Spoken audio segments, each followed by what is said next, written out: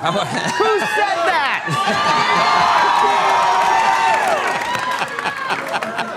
How are people yelling out?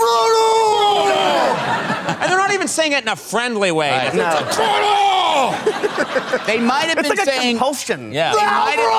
They might have been saying froyo. Froyo, it's true. Yeah. True. It's always a possibility. There are audience know I members that love often want froyo and just yell it out. Right. Yeah, it's such a big part of your life. You've gone on to such great things, but let's talk Frodo for just a second. It's Halloween. Yes. Halloween's coming up, and I have noticed personally when I go out on Halloween, there's Frodos everywhere.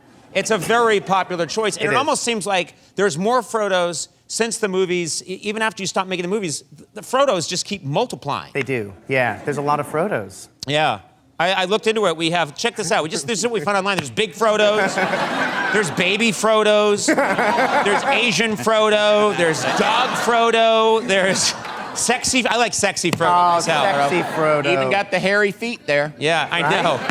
Which is my Didn't miss turn that on. detail. Yeah. No, but for you, it must be, you can't, can you even go out on Halloween without having people like this audience start screaming Frodo at you?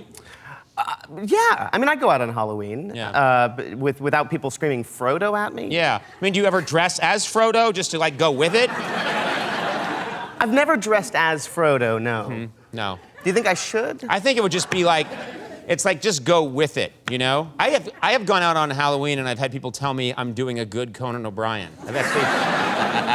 They say you look like Conan O'Brien but taller. And I've actually had someone say that to me. You're kidding me. Yeah, they said you look, that's like a good Conan O'Brien, but you look taller and your face is all messed up. Uh-huh.